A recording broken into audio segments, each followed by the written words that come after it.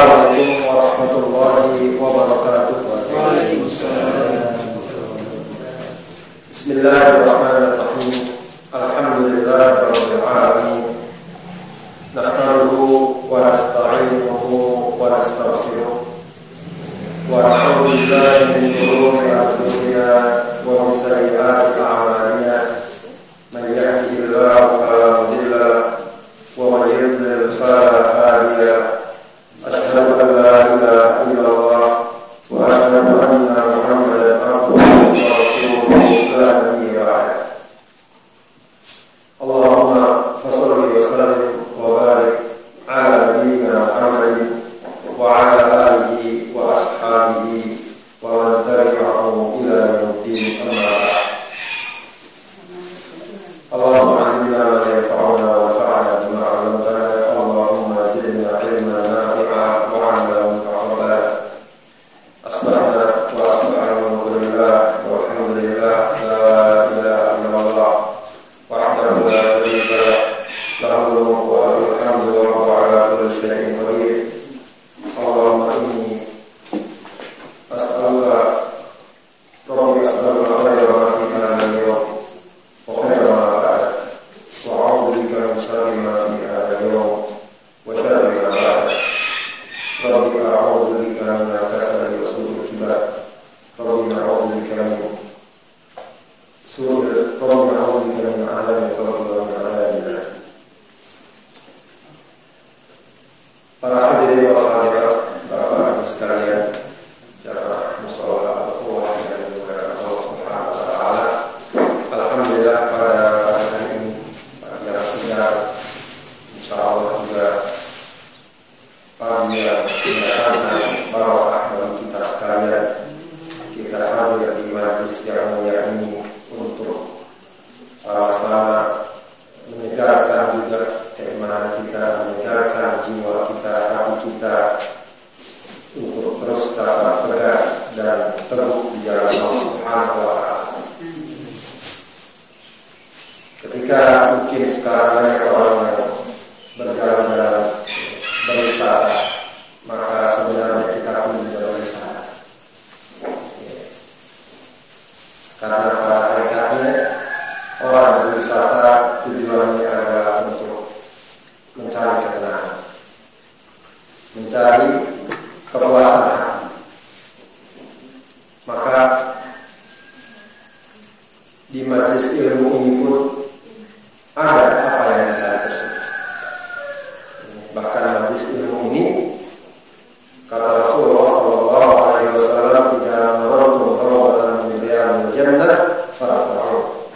Jika kalian melewati salah satu taman surga, mampirlah, singgahlah. Ketika ditanya apa taman surga tersebut, mereka mengatakan hilaful dzikr, halaqah perkumpulan tempat orang dapat mengingat Allah Subhanahu wa taala. Kata seorang ulama, yang dimaksud hilaful dzikr adalah perkumpulan di mana seseorang dapat mengenal Allah, mengetahui yang halal dan yang haram, mengetahui bagaimana dia sholat, bagaimana dia puasa, bagaimana dia berdagang, bagaimana dia berkeluarga. Itulah hilaful dzikr. Ya, jadi ini juga bagian dari wisata. Kalau orang sekarang bilang wisata rohani. Makanya dalam biografi para ulama ada salah satu bagian yang biasa disebut, yaitu rihlatul litolabahan, perjalanan untuk menuntut ilmu. Cuma yang cukup unik disebut dengan rihlah, bukan disebut dengan safar. Rihlah cenderung maknanya memberikan makna yang apa istilahnya santai, nikmat, senang gitu ya. Kalau safar kan kesannya berat, apalagi kalau Cikampek. Harusnya 2 jam jadi 10 jam, jadi banyak kesel ya. Rihlah itu makanya para salafus saleh menyindir para pembesar, orang-orang kaya yang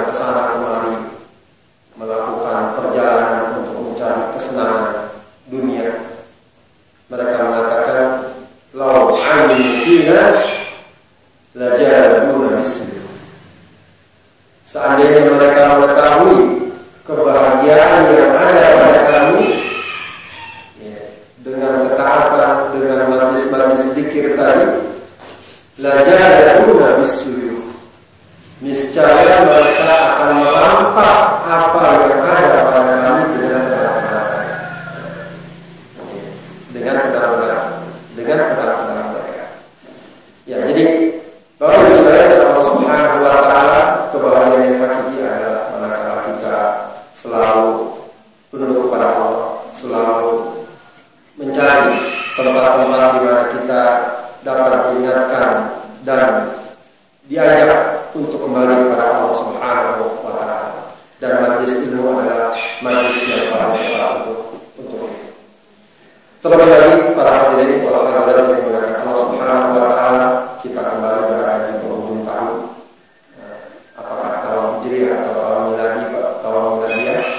Pada hakikatnya sama saja, artinya adalah bahwa Allah Subhanahu wa taala telah mempergilirkan waktu sedemikian lama kepada kita, telah memberikan kita kesempatan yang begitu besar, telah memberikan perjalanan kehidupan kepada kita. Yang paling penting adalah kita sadar atau tidak terhadap waktu yang telah Allah berikan. Jangan sampai perjalanan waktu yang telah Allah berikan ini lewat begitu saja, tanpa ada makna dan nilai yang kita ambil. Karena itu penting juga bagi kita untuk kembali meriset, melihat ulang kedudukan waktu ini dalam tinjauan Al-Quran dan Sunnah, agar kita sadar bagaimana kita dapat memanfaatkan dan menggunakan waktu kita. Ada beberapa perkara yang disebutkan terkait dengan waktu, sehingga kita dapat melihatnya dengan tepat dan memperlakukannya dengan proporsional dan sesuai dengan kedudukannya. Rasulullah SAW dalam satu hadis yang cukup terkenal bersabda, ada dua nikmat yang banyak orang tertipu padanya atau di dalamnya. As-sihhatu, kesehatan, dan waktu luang. Kesehatan dan waktu luang. Ada dua penekanan pada hadis ini. Yang pertama adalah Rasulullah menyatakan ni'matan, dua nikmat, sehat dan waktu. Artinya kalau Allah berikan kita kesehatan, kalau Allah masih berikan kesempatan kita berupa waktu, kita berikan kita usia hingga saat sekarang ini, artinya kita sudah diberikan nikmat oleh Allah Subhanahu wa taala. Bahkan nikmat waktu ini adalah nikmat yang sangat besar, tidak tergantikan. Orang kalau kehilangan harta dengan waktu yang dia miliki, bisa nggak dia usahakan untuk dikembalikan lagi atau dicari lagi? Bisa. Hilang kita uang kita dengan sedikit usaha, dengan berbagai macam usaha. Apakah uang yang tadi kita kembali lagi atau kita bisa cari lagi? Tapi orang kalau kehilangan waktu yang tadi ini kita miliki begitu saja lewat, dengan uang, harta sebanyak apapun, bisa nggak kita tarik lagi waktu itu? Nggak bisa. Itulah mahalnya waktu. Orang yang punya harta tapi punya waktu, masih ada nggak yang bisa dia nikmati? Masih. Ya, paling nggak orang nggak punya harta, dia punya waktu, masih bisa ada yang dia nikmati. Kalaupun dia nggak punya, masih bisa lihat pemandangan. Mungkin ada yang memberi makanan dan lain sebagainya. Tapi orang macam kelimpahan, waktunya sudah habis. Sudah habis, tidak mungkin tiba-tiba saja uang yang dia cari, rumah mewah yang dia bangun, dia tinggalkan. Tidak ada lagi waktunya. Tidak ada misalnya. Ya. Jadi sedikit banyak dari sini kita bisa menyadari betapa berharganya, betapa berharganya. Semakin hidup kita berkualitas, akan semakin tampak berharganya. Semakin banyak tuntutan dan kegiatan-kegiatan kita, semakin berharga sekali. Cuma masalahnya sama seperti yang Rasulullah katakan tadi, maghbunun fihi. Orang banyak tertipu, terpedaya. Maghbunun itu artinya tertipu. Saya pernah baca ini, al-bai'u bil ghurur. Apa al-bai'u bil ghurur? Siapa yang tahu? Al-bai'u bil ghurur. Jual beli tapi tertipu. Dia punya barang, semestinya barang itu harganya mahal. Katakanlah orang dusun gitu, dia megang intan berlian, dia kira batu biasa saja. Seharusnya harganya ratusan juta. Ada orang yang melihat hal itu, dia tahu orang ini orang dusun nggak tahu apa. Oh, ini batu saya beli 100.000 udah bakal benar. Karena tahu orang dusun itu nggak tahu apa dijualnya, padahal dia harganya ratusan. Itu namanya al-bai'u bil ghurur. Itu nggak boleh. Kalau kita mau memanfaatkan ketidaktahuan orang, kemudian orang itu menjual jauh di bawah harga pasar.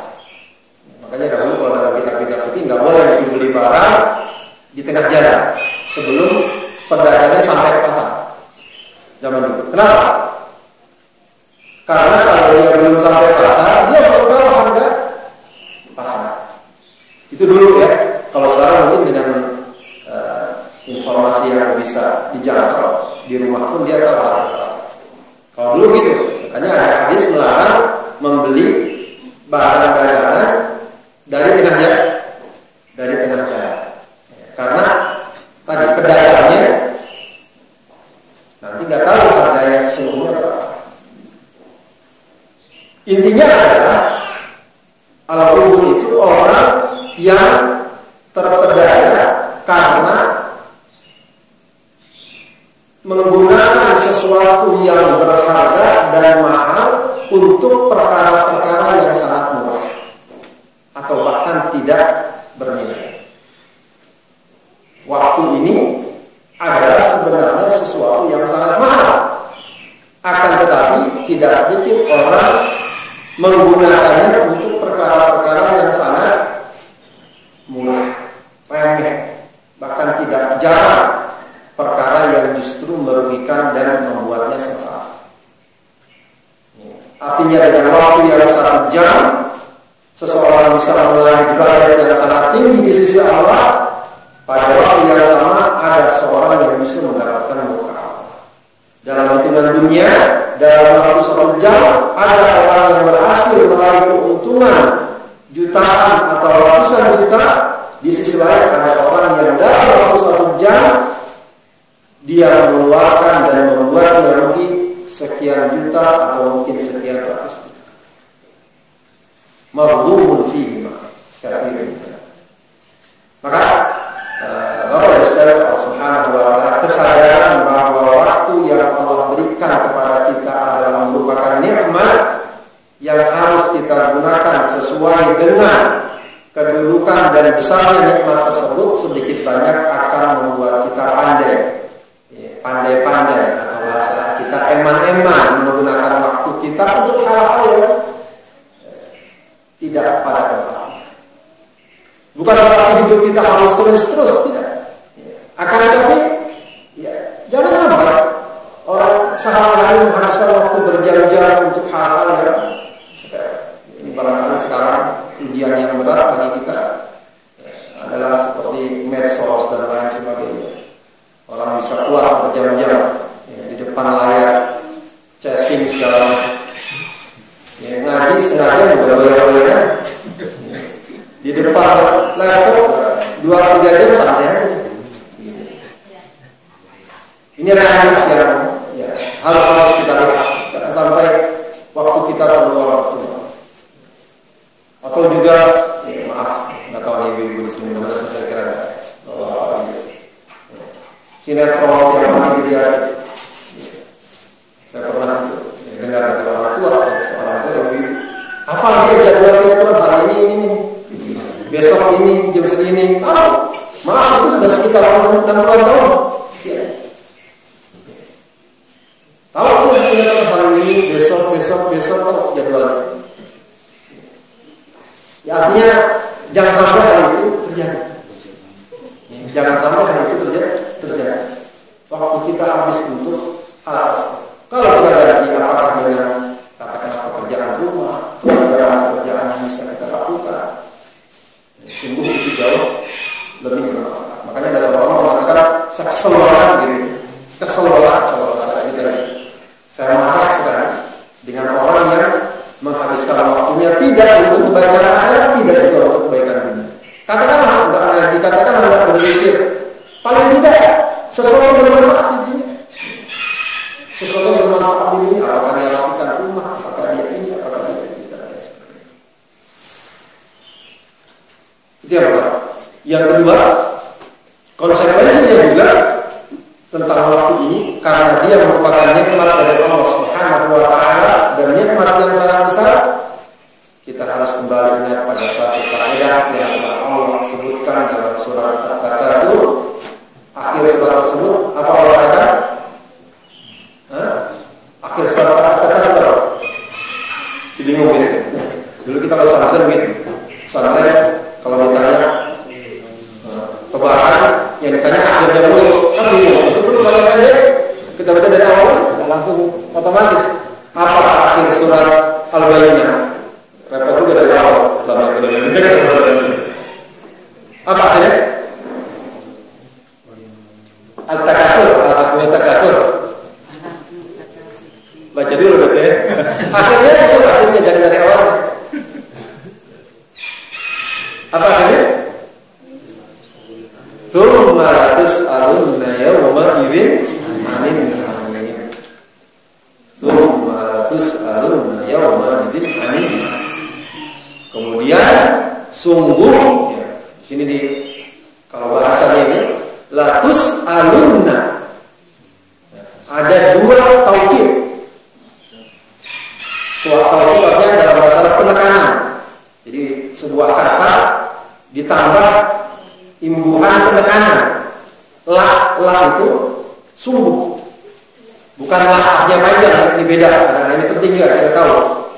La kalau dibaca pendek itu artinya sungguh. Kalau dibaca panjang, la artinya apa? Tidak. Itu hati-hati bacanya. Kadang-kadang ada orang salah membaca. Seharusnya pendek dibaca panjang. Seharusnya panjang dibaca pendek. Itu artinya bisa berapa? 180 derajat. Seperti yang terkenal sebagai Al-Kafirun. Panjang apa pendek lagi? Panjang. La a'budu ma ta'budu. Artinya aku tidak menyembah apa yang kalian sembah. Tapi kalau dibaca pendek, maka maknanya kebalikannya. La a'budu ma ta'budu. Apa artinya? Kebalikannya, sungguh aku akan menyembah apa yang kalian sembah. Beda nggak artinya? Beda. Bukan beda lagi. Bertolak belakang. Maknanya bisa salah tuh. Nah, kalau yang tidak baca panjang itu artinya adalah tauhid, sungguh. Latus alunna, nun terakhirnya juga ke tauhid. Asalnya latus alu, tapi Allah ingin tekankan lagi latus alunna, sungguh kalian akan ditanya. Engkau akan ditanya yauma idzin, pada hari itu, hari kiamat, 'anil na'im, atas nikmat yang kalian dapat.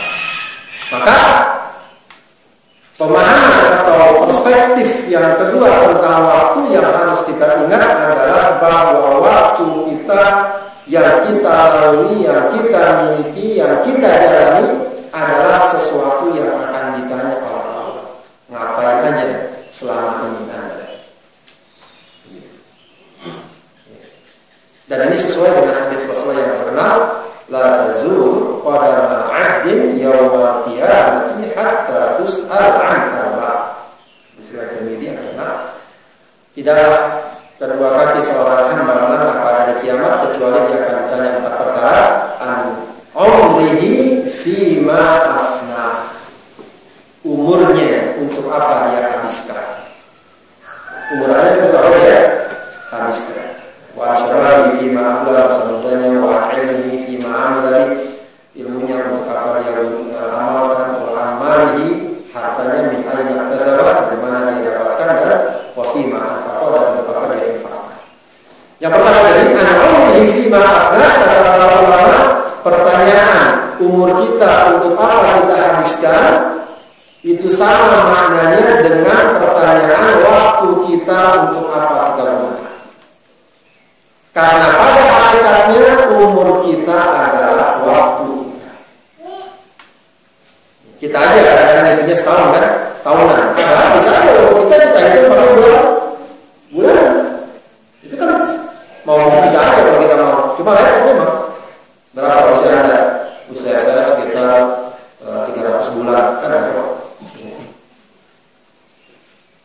Paling kalau sampai mingguan hari ya kan. Makanya kalau anak bayi ditanya berapa umurnya nih bayi, dibilang tahun enggak? Oh ini setahun kurang 300 hari, enggak begitu. Berapa umurnya? Umurnya baru 5 hari. Kan umurnya kan? Bahkan ada yang bilang umurnya 2 jam umurnya. Berarti umur waktu. Umur itu waktu. Berapa umurnya? Baru 5 bulan. Nggak dibilang setahun kurang 5 bulan. Baru 5 bulan. Ya. Artinya apa? Umur kita pada hakikatnya adalah waktu kita. Ya, jadi kita ini adalah kumpulan-kumpulan waktu. Kata Hasan al-Basri, ya benar Adam, innama anta ayyamu idza dhahaba yawmun dhahaba ba'd. Wa ya ada kalian adalah kumpulan-kumpulan hari, jika satu hari pergi atau hilanglah bagian dari diri kalian. Ya, ibarat film kartun kan gitu apa? Yang bergerak itu kan sebenarnya adalah kumpulan-kumpulan gambar yang dibuat mirip satu sama lain dengan gerak-gerak tertentu. Ketika digerakkan secara tepat, dia seperti sebuah gerakan yang tersendiri. Nah, kita juga begitu. Hidup kita ini adalah kumpulan-kumpulan hari yang Allah Subhanahu wa Ta'ala jadikan menjadi sebuah perjalanan kehidupan kita. Ya. Jadi kesimpulannya adalah bahwa waktu kita akan ditanya oleh Allah Subhanahu wa Ta'ala. Ya, ini saja sudah cukup menjadi alasan bagi kita ya, untuk tidak begitu saja menyia-nyiakan waktu kita. Maka apa namanya? Kalau ada orang di akhir tahun pesta pora segala macam, secara logika juga kita tanyakan untuk apa dia berpesta? Kenapa dia berpesta? Kenapa dia berpesta? Alasannya apa? Ini tradisi aja biasanya. Alasannya apa berpesta? Katakan dia telah melakukan prestasi besar. Wajar apa berpesta? Wajar orang dalam seni agama berprestasi melakukan meraih sesuatu, dia pesta sedemikian. Atau sebaliknya, katakan dia waktu yang lalu banyak kerugian, apalagi kenapa dia berpesta? Ya, makanya ketika seorang ketika melihat ada kaum muslimin di hari lebaran, ya memang boleh bergembira, tapi orang berpesta pora di hari lebaran. Kata ulama tadi, kalau seandainya dia gembira karena telah melakukan amal soleh, nggak begitu caranya orang yang bersyukur dengan amal solehnya dia. Kalau dia sebelumnya melakukan perbuatan maksiat, wajarkah orang bermaksiat kemudian dia berpesta? Tidak. Artinya para hadirin Allah Subhanahu wa Ta'ala, kita mestinya banyak menyadari tentang berharganya waktu, dan dia akan ditanya oleh Allah Subhanahu wa Ta'ala tentang waktu yang telah kita Maka kalau kita lihat kehidupan para salafus saleh, waktunya luar biasa. Ya, luar biasa. Nyaris mereka berupaya. Ada seorang ulama yang saking menjaga waktunya, dia itu menggunakan kesempatan untuk meraup pensilnya, maaf, saat dia di kamar mandi. Ada yang membaca kitab sambil dia makan, nggak ada waktu lagi. Saking dia sayang dengan waktu yang dia miliki. Jadi kalau bisa, salah satu cara agar kita betul-betul pandai manfaatkan waktu, ya sibukkan diri kita dengan kebaikan. Cari agenda-agenda yang membuat kita dekat dengan agenda kebaikan tersebut. Makanya seperti agenda-agenda seperti ini harusnya kita paham. Harusnya sudah kita paham. Wah, saya kalau saya Ahad pagi saya ada di musola. Itu insya Allah kalau begitu, paling tidak space waktu kita pada subuh setelah di hari Ahad lama, nggak akan kemana-mana, begitu. Dan kalau kita yang berbeda, kalau kita kan kebalikannya, ada ngaji yuk, ini ada yang ngajak lari pagi, gitu. Harusnya dibalik. Lari pagi, oh saya kalau Ahad pagi jadwalnya ngaji. Nanti main kuat-kuatan tarikannya, gitu kan? Main kuat-kuatan. Nah, kalau kita sudah punya agenda-agenda yang jelas, biasanya waktu kita akan lebih tertata. Maka salah satu cara adalah sibukkan diri kita dengan agenda-agenda kebaikan. Punya jadwal itu bagus juga. Hidup punya jadwal, meskipun tidak harus saklek gitu, bagus juga. Hari ini jadwal saya nyuci, rapiin rumah, nanti silaturahim, nanti ini, nanti itu, begitu. Agar betul-betul waktu kita dari waktu ke waktu ada agendanya. Tapi kalau nggak ada agendanya, biasanya gampang sekali ditarik ke sana sini.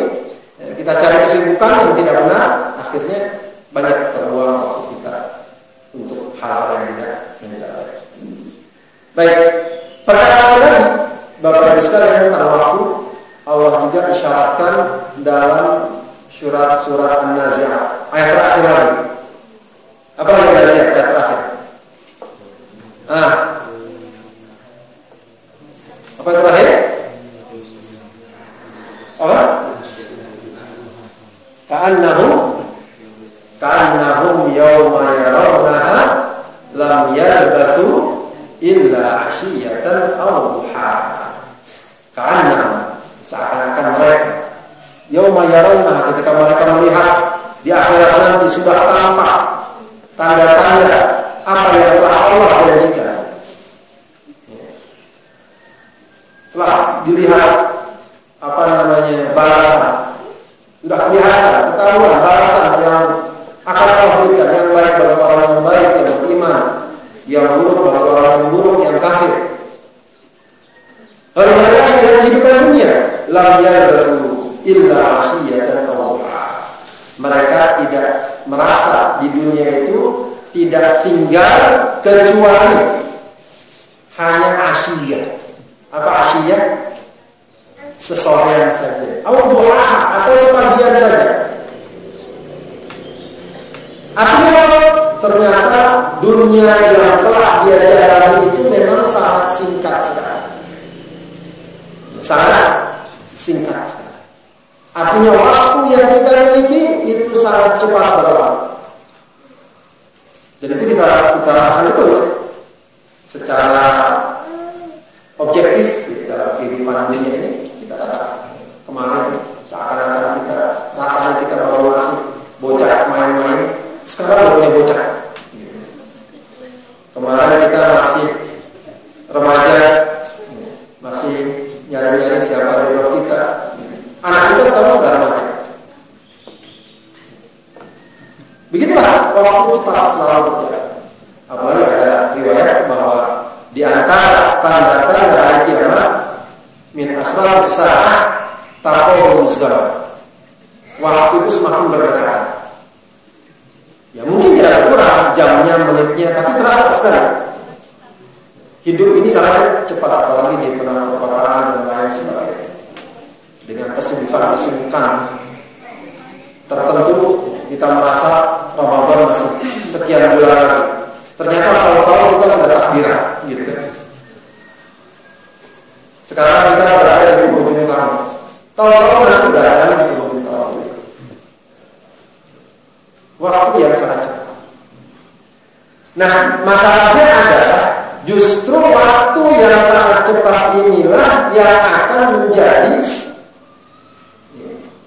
standar penilaian kita untuk waktu yang berikutnya yang lebih abadi. Kehidupan dunia kita ini akan dijadikan sebagai, kalau boleh kita katakan, sampel untuk menentukan apakah kita ini bagus atau tidak. Kalau kita beli Indomie atau satu barang item dalam jumlah besar, nggak mungkin kita periksa semuanya. Sampelnya saja. Nah, hidup ini semua sampel. Makanya dikatakan, kenapa kita hidup cuma sekian puluh tahun kemudian disiksanya selama-lamanya atau dikasih nikmat selama-lamanya? Kenapa? Karena sampelnya sudah seperti itu.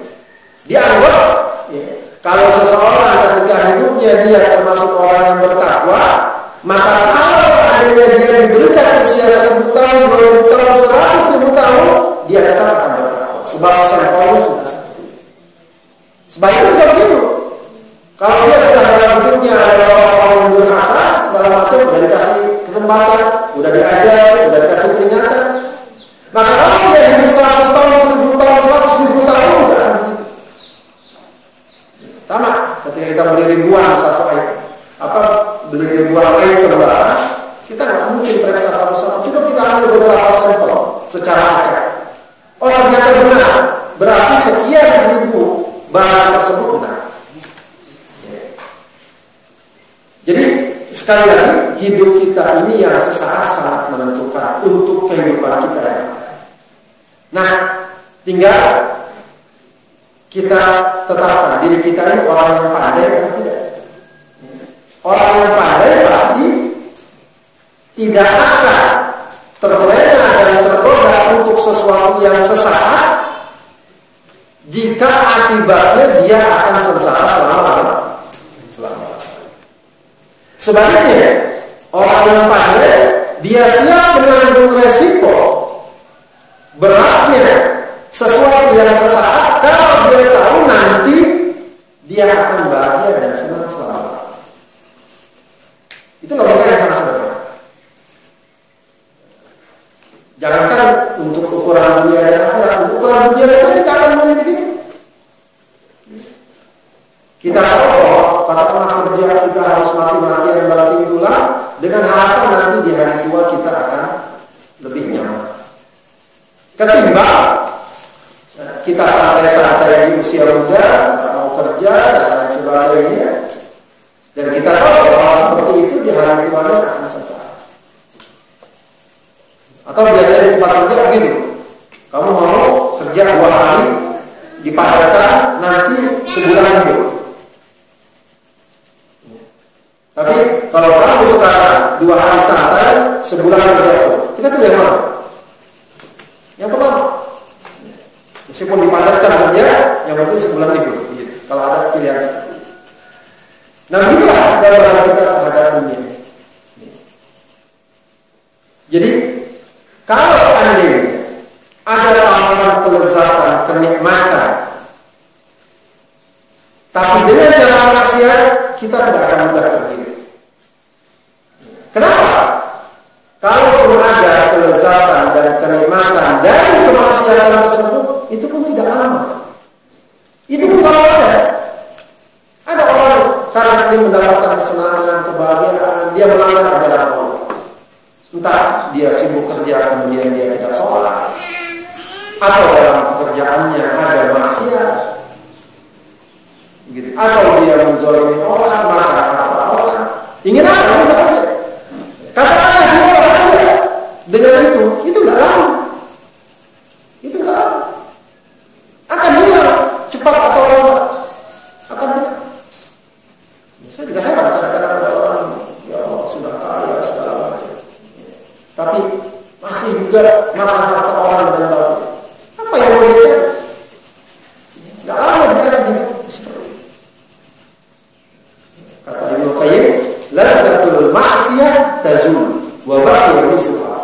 lezatnya maksiat itu akan hilang. Yang sisa adalah dosa. Wa ta'abbud ta'ah, capeknya ketaatan tasyuk juga hilang. Wa baqiya ajruha, yang sisa adalah pahala. Jadi kalau kita mendapatkan kondisi tawaran, lezat, kenikmatan maksiat, jangan mudah tertipu. Kalaupun didapatkan tidak lama, yang justru lama nanti adalah balasan. Sebaliknya, kalau kita menghadapi tantangan yang berat, capek segala macam untuk ketaatan, juga jangan sampai menurunkan semangat kita. Jangan sampai membuat kita akhirnya meninggalkan ketaatan. Capek sholat, capek menjaga aurat segala macam. Enggak lama, langsung akan hilang. Enggak lama gitu. Yang lama adalah balasan. Jadi makanya Rasulullah katakan al-tanis, orang yang cerdas adalah mandani nafsuhu, orang yang menundukkan hatinya, nafsunya, wa amila lima ba'da, dan beramal untuk setelah kematian. Beramal untuk setelah kematian. Itu orang cerdas. Jadi orang, kalau bahasa sekarang, orang yang memiliki proyeksi jauh ke depan, gitu. Saya pernah dulu belajar motivasi, ada yang ikut motivasi. Jadi orang yang maju adalah orang yang sebagian porsi hidupnya sekarang untuk persiapan di masa yang akan datang. Sementara orang yang tidak berpikiran maju adalah orang yang sebagian besar porsi hidupnya sekarang untuk kesenangan sekarang. Jadi kita lihat saja, kalau hidup kita banyak kita isi dengan agenda-agenda yang untuk proses ke depan, ya pertanda kita maju. Kita rajin menabung, ya, kita bekerja keras, kita investasi. Itu kan itu biasa nggak langsung diambil kesenangannya sekarang kita menuntut ilmu, itu kan nggak langsung kita dapati. Apa sih enaknya menuntut ilmu? Langsung kita dapati enggak? Ya paling dapat kue-kue aja. Itu juga sesaat. Tapi kalau seandainya porsi kita kebanyakan untuk hal-hal yang senang sekarang, alamat kita tidak banyak. Waktunya dihabiskan hanya untuk tadi makan, nonton TV, begitu. Itu kan kesenangan sekarang. Yang penting sekarang senang. Tapi apa kebaikan dari masa yang akan datang? Tidak ada. Tidak ada. Nah, inilah yang diingatkan bahwa sekali lagi waktu kita itu sangat cepat. Waktu kita sangat cepat. Maka gunakan waktu yang singkat ini untuk sesuatu yang nanti abadi dan bermanfaat. Kemudian terakhir Allah Subhanahu wa taala katakan dalam salah satu ayatnya, wa likulli ummatin ajal. Setiap umat ada ajal. Fa idza jaa ajaluhum la yastakhiruna sa'atan wa la yastaqdimun. Apabila telah datang ajal seseorang, maka tidak bisa ditunda dan tidak bisa diabaikan. Selama kita hidup dan diberikan waktu, berarti akan ada masa berakhirnya. Walaupun umatnya. Masalahnya bagi manusia beda dengan ajal bagi orang lain. Bagi manusia ajal itu bukan akhir perjalanan. Ajal itu adalah justru awal perjalanan yang lebih panjang. Sebagaimana tadi sudah dibicarakan. Ya.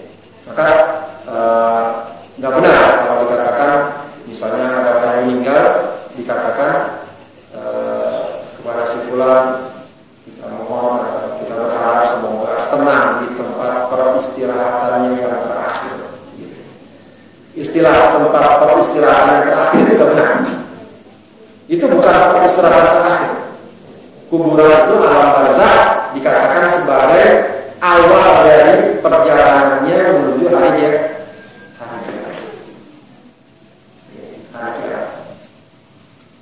Ya, jadi kesimpulannya kita semua akan punya ajal. Dan kalau ajal sudah datang, ya, tidak akan bisa dimajukan dan ditarik. Dan masalahnya adalah kita tidak hanya dituntut untuk menjaga kebaikan kita sekarang, tapi sepanjang waktu sampai ajal menjemput. Bahkan yang paling menentukan adalah di akhirnya. Innamal a'malu bil khawatim. Sungguhnya amal itu penentuannya di akhirnya. Artinya gini. Ada orang begajulan, kalau di medsos itu di kelas juga, bukan begajulan juga sekarang, bahaya. Begajilan dari kata kencil. Jadi bukan begajulan itu yang bahaya juga begajilan. Jadi orang jil. Ada orang begajulan dari muda, akan tetapi tuannya dari bawah. Itu lebih baik daripada orang benar dari muda, tuannya dia begajulan. Kenapa? Karena penentunya di akhir. Cuma jangan kemudian kita langsung mengambil kesimpulan. Udahlah kalau gitu sekarang kita bebas-bebas saja.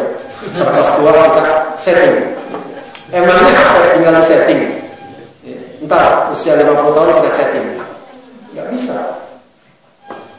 Memang ada seperti itu, tapi itu pengecualian. Jarang-jarang ada orang yang mudanya begajulan, tuanya dia benar. Ada, tapi tidak umum.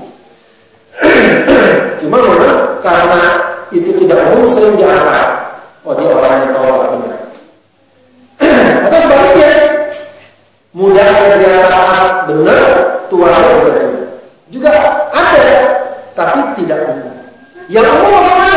Yang umum adalah orang yang dari awal sudah membiasakan dirinya pada satu perbuatan, baik itu kebaikan atau keburukan, maka begitulah kurang lebih kondisinya saat dia sudah tua, dan begitulah akhirnya saat dia meninggal. Maka ada ungkapan seorang ulama, man syarra syarra alaihi wa man syarra alaihi mata alaihi. Orang yang mudanya seperti itu, tuanya seperti itu. Yang tuanya seperti itu, meninggalnya seperti itu. Makanya nggak tahu di sini tadi mana ada yang bertanya, Pak Ustaz. Saya merasa sedih sekali dengan orang tua saya. Kenapa? Orang tua saya sudah sekian puluh tahun masih sadar, tapi sholatnya malas sekali. Sudah saya ingatkan sholat malas. Saya katakan boleh jadi ini bukan hanya masalah yang karena masalah sekarang, tapi sejak masalah dari muda dia sudah tidak membiasakan diri untuk menjaga sholat. Ke bawah. Kita nasihat terus. Butuh waktu. Sebaliknya, kalau dia sejak muda membiasakan diri dengan ketaatan, insya Allah tuanya lebih dari itu. Semakin dia tak, semakin. Makanya biasanya orang tua yang mudanya sudah rajin, dia akan selalu jaga. Bahkan walaupun mungkin ingatannya sudah berkurang, dia minta tanya, sudah masuk waktu sholat. Kadang-kadang ada orang tua sudah kita udah nggak usah puasa, dia tidak puasa. Karena memang sudah dari muda dia biasakan seperti itu. Ya, itu biasa. Jadi seperti itu. Ya, jadi maksudnya adalah betul penentuan akhir itu menentukan, tapi itu tidak bisa kita wujudkan kecuali sejak awal kita biasakan dan kita isi dengan kebaikan. Maka kalau Allah Subhanahu wa taala memerintahkan kita atau memberikan ketentuan, wala tamutunna illa wa antum muslimun, jangan kamu mati kecuali kamu berada dalam keadaan muslim. Itu maknanya apa? Maknanya adalah jangan sekali-kali kamu tinggalkan Islam dalam kehidupanmu dan dalam berbagai macam aspek dan bagian dari kehidupan. Kapan saja, di mana saja, bagaimanapun kondisi. Begitu. Sebab kita tidak tahu kapan kita meninggal, kapan ajal datang. Ajal kalau datang tidak permisi, tidak melihara usia orang. Seorang penyair mengatakan apa? Kam min sahihin ma'aka min ghairi ilm wa kam min saqimin 'asha hina min ad-dahr.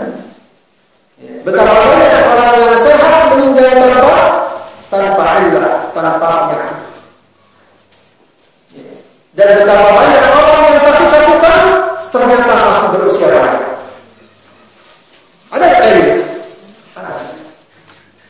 lagi-lagi ini juga termasuk min asyrafis saah. Tanda-tanda kiamat kata Rasulullah mautul fajr. Mati mendadak. Mati mendadak. Ya, kita dengar ya. Bahkan mungkin di antara teman-teman kita masih muda atau mereka yang menikah. Dan kalau ada istilah mati mendadak itu apa maknanya Bapak-bapak sekalian? Kalau ada istilah mati mendadak apa maknanya? Maknanya orang yang sudah usianya sangat lanjut apa masih muda? Masih muda. Orang nggak ada yang bilang mati mendadak. Orang usianya 90 tahun ya, cuma bukan mati mendadak memang udah jatahnya begitu. Udah kelebihan kan? Karena jatah umat Rasulullah antara 60 sampai 60 tahun. Kalau istilah mati mendadak itu artinya ya paling nggak orang masih kuat, masih fit segala. Tiba-tiba meninggal. Saya mati mendadak gitu. Maksudnya adalah kematian misteri. Dia bisa datang kapan saja. Maka tidak bisa kemudian kita menyeting nanti saja. Nanti saja saya baru benar kalau sudah pensiun, baru benar nanti saya kalau baru kampung, kalau punya cucu, nggak bisa. Kita nggak bisa menentukan waktu yang menjadi milik kita. Semuanya ada di tangan Allah Subhanahu wa Ta'ala. Semuanya ada di tangan Allah Subhanahu wa Ta'ala. Dan juga yang paling utamanya juga kita tidak tahu bagaimana nasib kita ke depan. Maksudnya adalah kalau kita misalnya tidak membiasakan dengan kekerasan, naudzubillah, maka kita akan mudah tergoda, kita akan mudah terkena syubhat, terkena syahwat. Akhirnya akhir atau bagian akhir dari kehidupan kita semakin menjadi jauh dari Allah Subhanahu wa Ta'ala. Baik, itulah Bapak-bapak sekalian yang dapat saya sampaikan tentang waktu.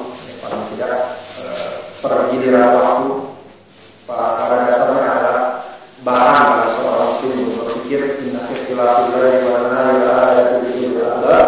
Pergiliran malam dan siang sungguhnya merupakan tanda bagi orang yang berakal. Jadi kalau malam siang pergilirannya harus menjadi perhatian kita apalagi pergantian tahun. Maka mestinya semakin banyak kita muhasabah, semakin banyak kita berpikir telah kita gunakan untuk apa saja umur dan waktu yang dapat Allah berikan. Wallahu a'lam bishawab. Bismillahirrahmanirrahim. Pada pertanyaan sekarang saya dahulu. Assalamualaikum warahmatullahi wabarakatuh. Silakan Bapak Ibu. Pertanyaan.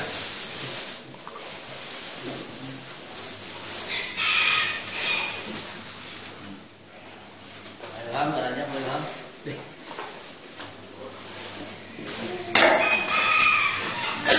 Nah, cukup. Boleh. Katanya menghemat waktu katanya.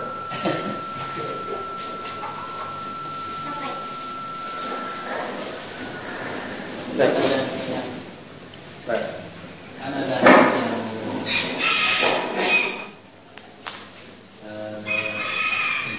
seseorang ditakdirkan sebagai ahli surga. Jadi dia melakukan amalan ahli surga sampai dia melakukan amalan ahli neraka, maka dia langsung neraka gitu. Ini kecil gimana yang tadi sampel tadi? Ya itu hadis ada di Arba'in Nawawi. Ada di Arba'in Nawawi. Bab kurang lebih bab sekitar takdir kita. Jawabannya apa? Kalau salah ini ada itu kalau fi bab umumnya ada doang kemudian apa ya, dan kemudian di akhir hadisnya Rasul mengatakan inna ahadakum la ya'malu bi'amali ahli jannah hatta ma yakunu bainaha wa bainahu illa dira fa yasbiqu ala kitab fa ya'malu bi'amali ahli nar fa yadkhuluha wa inna ahadakum la ya'malu bi'amali ahli nar hatta ma yakunu bainahu wa bainahu illa dira fa yasbiqu ala kitab fa ya'malu bi'amali ahli nar bi'amali ahli jannah fa yadkhuluha. Ada di antara kalian yang melakukan amalan surga sehingga jarak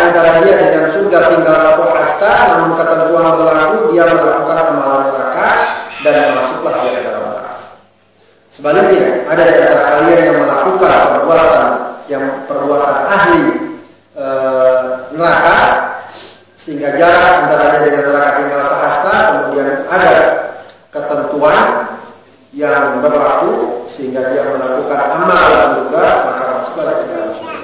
Ya, di sini memang harus pas dipahami dengan benar.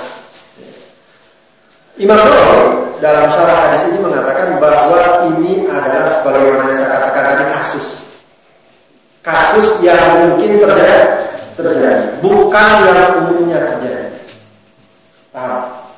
Yang umumnya terjadi seperti saya katakan, orang yang sudah terbiasa melaksanakan ketaatan, insya Allah ujungnya adalah ketaatan. Orang yang terbiasa melakukan keburukan, insya Allah ujungnya keburukan. Begitu umumnya seperti itu. Bahkan termasuk ada hadis juga, man kana akhiru kalami la ilaha illallah dakhala jannah, gitu ya. Siapa yang akhir ucapannya la ilaha illallah masuk surga.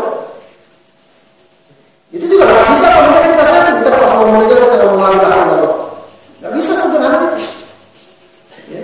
Itu orang kaitannya dengan keyakinannya, dengan kebiasaannya, dengan perilakunya sehari-hari.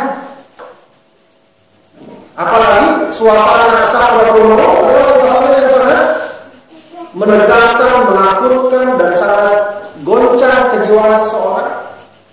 Dia nggak bisa begitu saja mengatur apa yang dia ucap. Jangankan sakratul maut, orang yang kaget aja biasa ngomong macam-macam kan? Macam-macam. Orang yang panik saja akan macam-macam. Begitu. Jadi kalau dia dekat kepada Allah, sering berzikir, sering mengaji, insya Allah dia mudah.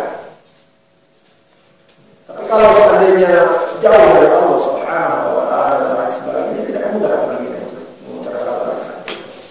Baik. Jadi kembali ke masalah tadi, ya. Katanya bahwa itu kasus, itu jarang terjadi. Tapi memang ada. Apa hikmahnya? Hikmahnya apa? Hikmahnya adalah kalau seandainya kita berada dalam ketaatan, dalam kesolehan, dalam ibadah, jangan kita merasa sombong. Seakan-akan surga sudah di tangan. Lalu kita lecehkan orang lain, dia ahli neraka, saya ahli surga. Jangan sekali-kali kita merasa aman, merasa tenang.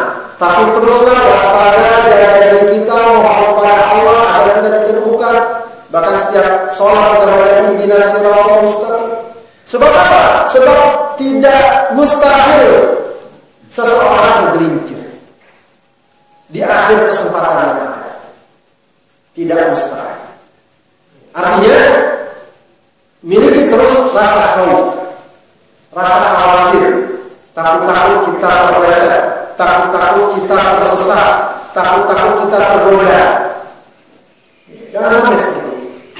Ada riwayat Allah, tapi di buku sejumlah kitab disebutkan ada orang yang muadzin azan 40 tahun. Pas suatu saat ketika dia akan melakukan azannya ini di menara, tempatnya tinggi.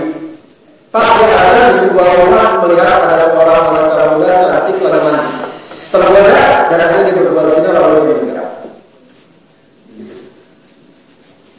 Seperti itu. Bisa jadi orang. Jadi jangan sekali-kali orang merasa sombong, Allah sudah dari kanan segala macam. Tapi mohonlah mintalah pada Allah Subhanahu wa Ta'ala dan seterusnya. Para sahabat kita lihat mereka sebegitu mulia ketika tahu bahwa ada seorang sahabat namanya Hudzaifah bin Yaman, dia mengetahui data-data orang munafik dari Rasulullah SAW. Itu ulama terus kata Hudzaifah, coba Hudzaifah bin Yaman, nama saya ada di situ. Saking khawatir. Sebaliknya, kalau seseorang terlanjur sudah tenggelam dalam kemaksiatan, tenggelam dalam perbuatan yang tercela dan lain sebagainya, jangan putus asa. Masih ada kesempatan sebelum segalanya tertutup. Masih ada kesempatan. Jadi ada sebab mungkin sekali seseorang awalnya hitam, tapi diakhiri dengan kehidupan yang penuh dengan cahaya. Mungkin sekali. Jadi masih ada kesempatan bagi dia untuk memperbaiki diri. Kalau dia memperbaiki diri di akhir kesempatan yang ada, maka insya Allah dia akan mendapatkan kebaikan. Ada seorang sahabat namanya Usairah. Sahabat inilah yang dia tertarik dengan sampai suatu saat datang panggilan jihad, tak perang Uhud kalau tidak salah. Dia bertanya, Rasulullah, dia udah kayak Islam. Bagaimana saya masuk Islam dulu lalu berperang, saya berperang dulu masuk Islam. Kata Rasulullah, masuk Islam dulu, masuk Islam. Dan langsung ketika dia itu perang. Ketika perang jihad itu dia syahid. Makanya Rasulullah katakan kepada Usairah ini, amillah qalilan wa ujira katsiran. Amal tidak sedikit. Ini yang dibilang orang yang tidak salat akan masuk surga. Dia belum salat tapi tidak jihad. Makanya jangan dipahami semuanya begitu. Langsung ada orang yang tidak salat masuk surga. Ya seperti dia.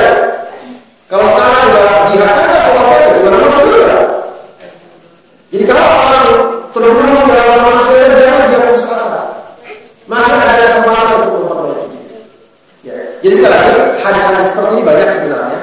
Intinya adalah jangan jadikan takdir sebagai alasan kita untuk maksiat dan untuk meninggalkan kita. Itu nggak akan diterima. Nggak akan diterima oleh Allah Subhanahu wa Ta'ala. Orang muslim itu begitu ininya, alasannya. Walau sya'allahu ma sya'allahu la. Kalau Allah tidak akan menjadikan kita orang musyrik dan juga bapak-bapak kita. Kalau Allah mau kita tidak menjadi musyrik dan juga bapak-bapak kita. Padahal kita sudah diberi akal, sudah diberi otak, sudah diberi kemampuan indera untuk menangkap, diturunkan Rasul, diturunkan Nabi. Kurang apa lagi? Kita bisa memilih. Kita bisa memilih minum atau tidak minum, kita bisa memilih. Kenapa kalau kita serahkan pada takdir untuk melaksanakan kemaksiatan? Takdir itu baru kita yakini kalau dia sudah terjadi. Tapi kalau tidak terjadi, jangan kita bilang takdir saya mati, dia nyerah aja semaunya tanpa dia menoleh kiri kanan. Itu bukan takdir namanya, konyol. Tapi kalau kemudian dia sudah hati-hati kita tidak, itu takdir. Jadi kemaksiatan tidak boleh kita anggap sebagai takdir kecuali untuk tujuan taubat, boleh kita katakan. Jadi kalau kita katakan ini takdir, tapi untuk apa istilahnya, untuk melegalisir, untuk membenarkan kemaksiatan kita tidak boleh. Tapi untuk taubat boleh. Nabi Adam pernah dikatakan oleh Nabi Musa, gara-gara kamu Nabi Adam baru begini, gara-gara kamu kita jadi keluar dari surga. Kata Nabi Adam, kamu kenapa mengecam saya pada satu perbuatan yang sudah Allah catat 50.000 tahun sebelum saya diciptakan? Artinya